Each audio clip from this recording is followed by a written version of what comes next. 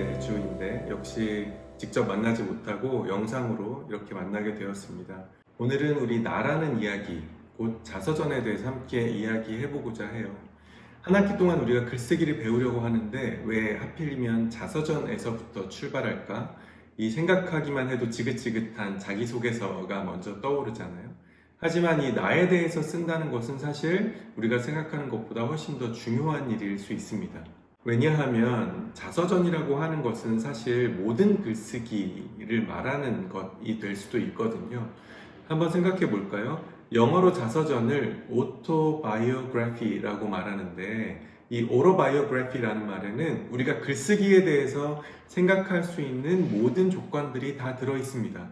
먼저 오토는 뭔가요? 자동이라는 뜻도 있지만 사실 오토는 나라는 뜻이죠. 나입니다. 나. 바이오는 뭐예요? 바이오는 바이오그래피 하면 생물학이 되는 것처럼 바이오는 삶입니다. 물론 고대 그리스어에는 이 바이오라는 삶도 있고 또 조에라는 이름의 다른 삶을 뜻하는 단어도 있지만 일단 바이오라는 것은 우리의 사회적 삶을 말하는 거거든요. 생물학적이고 사회적인 삶을 말하는 거예요. 그러니까 이것은 삶입니다. 마지막 그래피는 그래프라는 말 다 알고 계시듯이 우리는 그래프를 어떤 이런 수학에서 나오는 걸로 생각하지만 원래 그래프의 뜻은 쓴다는 뜻입니다. 그래서 텔레그래프라고 하면 멀리, 텔레가 멀리잖아요. 그러니까 멀리 보내는 글, 쓴 것, 멀리 보내기 위해 쓴 것. 그래서 전보라는 뜻이 되고요. 오토그래프라고 하면 아까 오토가 나라고 했잖아요. 그래서 내가 쓴 것이 되죠. 그래서 오토그래프라고 하면 그건 서명이라는 뜻이 됩니다. 그러면 이 세 가지 단어가 합쳐져 있으니까 한번 다시 살펴볼까요? 뜻을 오토, 내가, 바이오, 삶에 대해서 그래프, 쓴 것이잖아요. 오토바이오그래피는 그래서 내가 삶에 대해서 쓴 모든 것을 통칭하는 말입니다. 근데 한번 생각해 보면 모든 글쓰기는 내가 삶에 대해서 쓴 것이잖아요. 그래서 어떤 사람들은 모든 글쓰기가 일종의 변형된 자서전 쓰기라고 말하기도 합니다. 다른 많은 작가들도 자서전에 대한 자신의 의견을 남겼는데요. 두 개만 살펴보도록 하겠습니다. 첫 번째는 볼프강 쾌펜이라는 작가의 글인데 작가는 항상 삶의 굴레 속에 있다 라고 말했고요. 또 막스 프리슈의 의견은 이렇습니다. 우리가 쥐고 있는 펜은 지진계의 바늘과도 같다. 말하자면 우리가 쓰는 것이 아니라 우리에 의해서 쓰여질 따름이다. 쓴다는 것은 곧 우리 자신을 읽는 것이다. 자, 이 자서전들의 특징을 살펴보겠습니다. 자서전이라고 하는 건 자신의 삶을 기억에 의해 재구성하는 것이죠. 근데 여기서 두 가지 아주 중요한 키워드가 있는데 하나는 기억이고 하나는 재구성이라는 것입니다. 이 두 가지의 특징은 뭐예요? 완벽할 수 없다는 것이죠. 그래서 이 기억을 재구성하는 작업이기 때문에 다시 말하면 이 재구성은 편집이라고도 할 수 있겠죠. 기억을 편집하면서 필연적으로 무엇이 일어나냐면 허구화가 일어납니다. 사실 모든 자서전은 일종의 소설이라고도 할 수 있어요. 아닌데요? 진짜 있었던 일인데요? 그렇지 않습니다. 진짜 있었던 일이라는 건 어떤 의미에서 존재하지 않아요. 그래서 어떤 사람들은 역사조차도 하나의 픽션이라고 부릅니다. 왜냐하면 그 일 그 자체를 완벽하게 재현하거나 완벽하게 설명할 수 있는 사람은 아무도 없어요. 저마다 자신이 가진 위치에서 자신이 가진 시각에서 바라볼 뿐입니다. 그래서 어떤 사람들은 역사는 승자의 기록이라고도 하고 또 어떤 사람은 역사가 불완전하다고 하기도 하고 또 어떤 사람들은 지금 말한 것처럼 역사가 허구라고 말하기도 하는 것이죠. 우리가 매일 뉴스나 신문이나 텔레비전에서 보는 뉴스 역시 그래서 일종의 허구화를 거치는 작업입니다. 왜냐하면 팩트는 존재하지만 모든 팩트를 우리가 다 가질 수는 없기 때문에 결국 진실은 뭐예요? 진실은 가질 수 없어요. 진실은 가질 수 없고 내가 알고 있다고 생각하는 내가 파악한 진실은 내가 알고 있는 몇 개의 조각난 팩트로부터 건져 올린 아주 불완전한 무엇입니다. 그러니까 자서전 역시 내가 내 삶의 주인이라고 생각하지만 내가 실제로 겪은 일이라고 생각하지만 그것을 재구성했을 때는 이미 어느 정도 허구화가 되어 있는 것이죠. 그래서 자서전은 반드시 왜곡이나 변형이나 미화나 비하가 생기기 마련입니다. 흔히 사회적으로 성공한 사람들, 특히 뭐 재벌의 총수나 뭐 정치인들이나 이런 분들이 자서전을 내죠. 그래서 이 자서전들 읽어보면 사실 좀 낯간지러울 때가 많습니다. 왜냐하면 이 자서전만 읽어보면 이 사람은 너무 훌륭한 사람이에요. 실패한 게 하나도 없어요. 심지어 실패를 했더라도 그건 성공을 위한 밑거름입니다. 그런데 정말 그럴까? 사실은 그렇지 않죠. 그래서 미화는 왜곡의 아주 1차적인 행태라고 볼 수 있겠습니다. 미화하는 거죠. 내가 이것도 잘했고 저것도 잘했고 이것도 열심히 했고 저것도 상 받았고 이런 거죠. 자기소개서가 사실은 이 미화의 결정판이라고 할 수 있습니다. 자, 그러면 비하는 어떨까? 비하. 미화하지 않았으니까 이건 괜찮은 걸까? 사실 이 비하는요, 자세히 들여다보면 조금 더 선제적인 방식의 미화라고도 볼 수 있습니다. 혹은 방어적인 방식의 미화라고도 볼 수 있어요. 한번 생각해 보세요. 어떤 친구가 여러분에게 와서 이렇게 말합니다. 나 오늘 옷이 너무 거지 같지? 그럼 여러분은 어떻게 말해야 돼요? 거지 같아. 빨리 집에 들어가. 이렇게 말하면 될까요? 그렇게 말하면 좋은 친구는 아닐 거예요. 어떻게 대부분 말하게 되나요? 아니야, 괜찮은데? 괜찮은데 왜 그래? 평소랑 비슷해. 이게 더 놀리는 걸 수도 있겠지만 이렇게 말할 겁니다. 그러니까 이 비하를 하는 사람의 속내는 뭐예요? 다른 사람이 혹시 말할지도 모르는 어떤 비하적인 요소를 자기가 더 세게, 더 강하게 말함으로 해서 그렇지 않고 괜찮고 봐줄만 하고 상관없다는 그 말을 듣고 싶은 거죠. 그래서 이 미화와 비하의 이 심리적인 기제는 사실 그렇게 다르지 않다고도 볼 수 있습니다. 중요한 건 변형하고 왜곡시킨다는 거예요. 그건 똑같습니다. 이 의식적이고 또 무의식적인 변형과 탈락이 생기기 때문에 결론적으로 자서전은 결코 객관적이거나 중립적일 수 없습니다. 전기, 바이오그래피를 누가 쓴다고 해도 결코 객관적이기 어려운데 자서전은 오죽하겠어요? 내가 나에 대해서 쓰는 글은 그래서 결코 객관적일 수 없습니다. 중립적일 수도 없고요. 그렇다면 인류는 언제부터 이렇게 자서전을 쓰게 되었는가? 사실 아주 고대에도 자서전이 없었던 것은 아닙니다. 아우구스티누스의 고백록이나 이런 책들이 있기는 하지만 아주 옛날에 이 자서전이라고 하는 것은 아주 유명한 사람이나 위대한 영웅이나 중요한 사람들만 쓰는 거였어요. 왜냐하면 일단 글자나 활자라는 것도 모두에게 공평하거나 평등하지 않았고 언어를 사용한다는 것, 이 written language를 사용한다는 것 자체가, 글쓰기를 한다는 것 자체가 대단히 소수에게만 허락된 특권이었기 때문에 아무나 자신의 삶을 글로 쓸 수는 없었죠. 그런데 언제 이게 주로 시작되냐면 근대가 시작되고, 다시 말하면 르네상스 이후에 개인이라는 것이 발명됐죠. 이 말이 이상하게 들리나요? 개인은 발명된 겁니다. 원래부터 있었던 게 아니에요. 생물학적인 개체는 늘 있어 왔지만 개인, 우리가 지금 말하는 근대적 의미의 개인은 사실상 만들어진 거라고 할 수 있습니다. 왜냐하면 그 전에는 개인의 특징이라고 볼 수 있는 것들이 존재하지 않았거든요. 예를 들면 개인적인 거리, 우리가 프라이버시라고 부르는 것, 또 사유재산, 이런 것들이 등장하지 않았기 때문에 근대가 시작되면서 이 인디비주얼이라고 하는 개인의 개념은 발명되었다, 문화적으로 발명되었다라고 보는 것이 더 타당할 겁니다. 그 전에 개인이라고 하는 것은 그냥 공동체의 일원이었을 뿐이에요. 그런데 이제 비로소 내가 된 것이죠. 내가 세상에서 제일 중요하게 되고 나의 꿈이 중요한 게 되고 자아 실현이 중요한 게 된 거예요. 그런데 사회 구조는 어때요? 여전히 이 개인들에게 충분한 자리를 제공해 주기 어렵습니다. 어느 사회나 이건 마찬가지예요.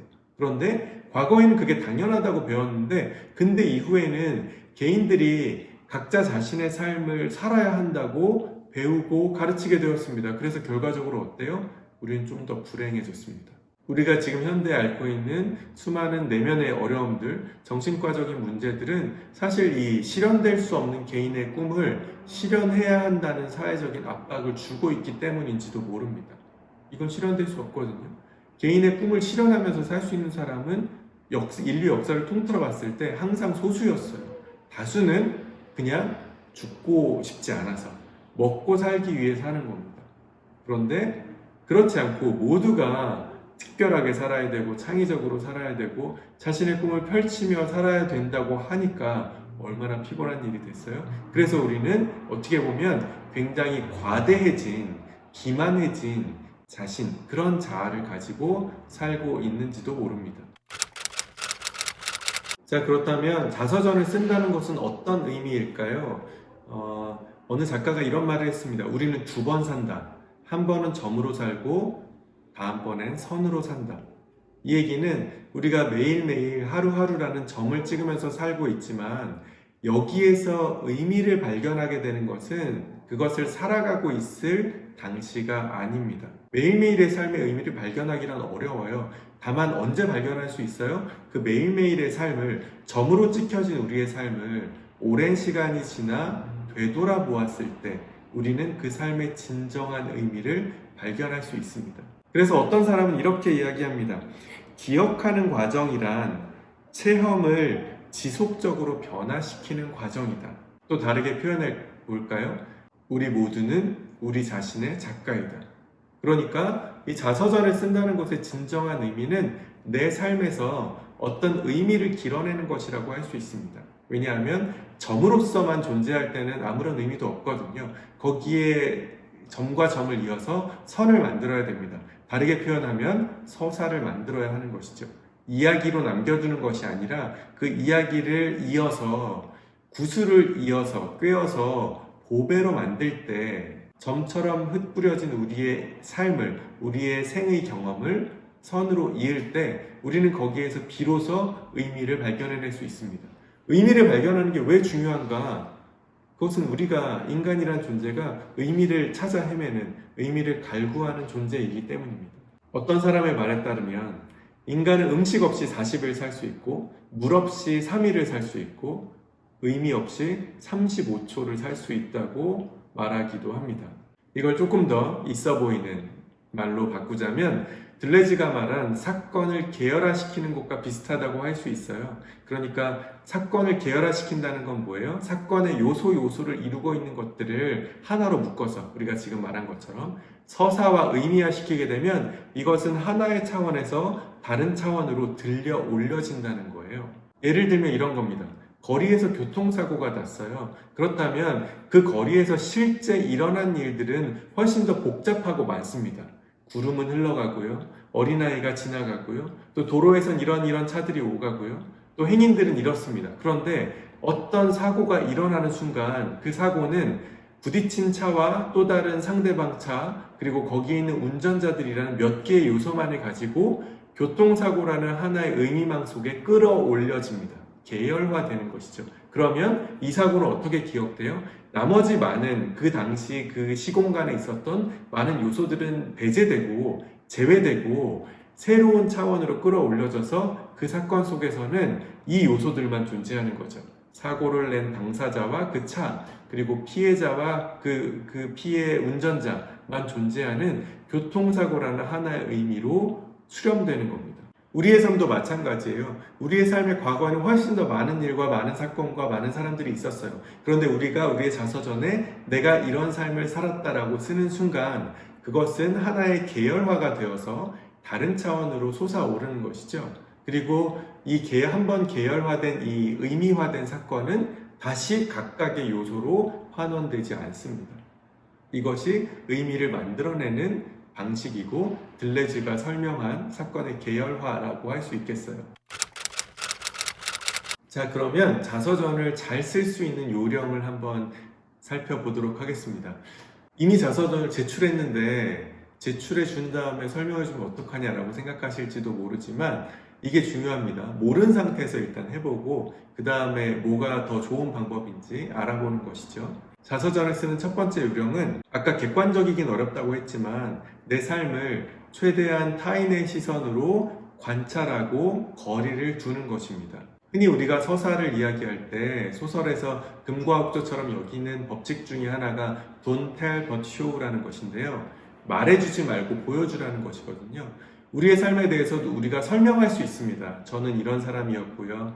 3남매 중에 둘째로 성실하게 부모님의 사랑을 받으면서 자랐고요. 뭐 이렇게 쓸 수도 있겠지만 그게 아니라 그 3남매로 자라오는 과정에서 일어났던 어떤 사건을 그냥 보여준다면 독자에게 훨씬 더 많은 생각과 인상을 불러일으킬 수 있습니다. 우리 자신도 우리의 삶을 더 관찰할 수 있고요. 그리고 이 Don't tell but show를 할 때는 정확하고 솔직하게 또 군더더기나 변명 없이 하는 것이 중요합니다. 두 번째, 신빙성과 개연성을 갖추는 것이 중요합니다.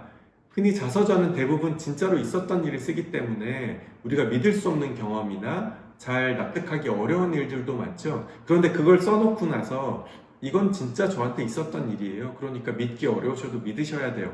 라고 말한다면 그 사람은 서사가 뭔지 잘 이해하지 못하는 사람입니다. 우리의 현실에서는 이해할 수 없고 납득할 수 없는 일들이 계속해서 벌어지죠. 그게 현실입니다. 왜냐하면 현실은 말하자면 저스트의 세계이기 때문에 그렇습니다. 하지만 서사의 세계라고 하는 것은 because의 세계거든요. 무엇이든 서사의 세계 안으로 들어오기 위해서는 합당한 이유와 그럴듯한 개연성, 신빙성이 부여되어야만 합니다. 그러니까 설명해 주셔야 돼요. 왜 이런 일이 일어났는지, 왜 그럴 수밖에 없었는지에 대해서 설명해 주지 않으면 독자는 그것이 아무리 실제로 일어난 일이라고 하더라도 그것을 믿지 못하게 될 겁니다. 실제적 진실과 문학적 진실은 다르고 서사에서 중요한 것은 의도가 아니라 효과입니다. 이 말을 반드시 기억하시고 저는 그러려고 했는데요가 중요한 것이 아니라 실제로 그것이 어떻게 구현됐고 독자에게 어떻게 받아들여졌는지가 더 중요하다는 사실을 기억했으면 좋겠습니다. 세 번째는 자서전을 쓸 때 제가 자기소개서랑 다르다고 했잖아요. 자기소개서에서는 내가 잘하고 칭찬받고 상 받은 일이 중요하지만 자서전에서는 그렇지 않습니다. 자서전에서는 뭐가 중요하냐면 내가 고통받고 내가 실패하고 내가 위험했고 내가 어려웠던 그런 경험들이 훨씬 더 소중한 경험입니다. 왜냐하면 그런 시기에 위기의 순간에 내가 누구인지 더 잘 드러나기 때문이에요. 그래서 삶의 부정적인 순간들, 삶의 어려웠던 순간, 고통의 순간들에 더 집중하는 것이 더 좋은 자서전을 쓸 수 있는 재료가 되어준다고 할 수 있습니다. 마지막 네 번째는 자서전을 쓸 때 우리가 흔히 저지르는 실수 혹은 오류 중에 하나가 뭐냐면 자꾸 옛날에 우리가 썼던 어린이 시절에 썼던 그림 일기처럼 끝맺는 거예요. 그래서 나는 앞으로 더 좋은 사람이 되어야겠다고 결심했다. 내일은 더 열심히 살아야 되겠다. 이런 방식의 자기 반성이나 다짐으로 끝나는 이건 좀 곤란합니다. 판단과 평가는 하지 않아도 돼요. 훈수나 가르침, 인생의 깨달음, 교훈, 레슨 이런 거 없어도 됩니다. 그런 것은 독자가 판단할 거예요. 내가 누구인지만 보여주면 돼요. 내가 이렇게 부족한 모습이었으니까 앞으로 더 좋은 사람이 되어야지. 현실에서는 그게 좋은 결심일 수 있지만 그래서는 자서전에서는 그렇게 할 필요 없습니다. 오히려 내가 그렇게 느꼈던 씁쓸하고 어두운 그 감정에서 끝나는 것이 더 좋은 결말입니다. 오늘은 여기까지 하겠습니다. 건강한 한 주 보내시고 다음 주에 만나요.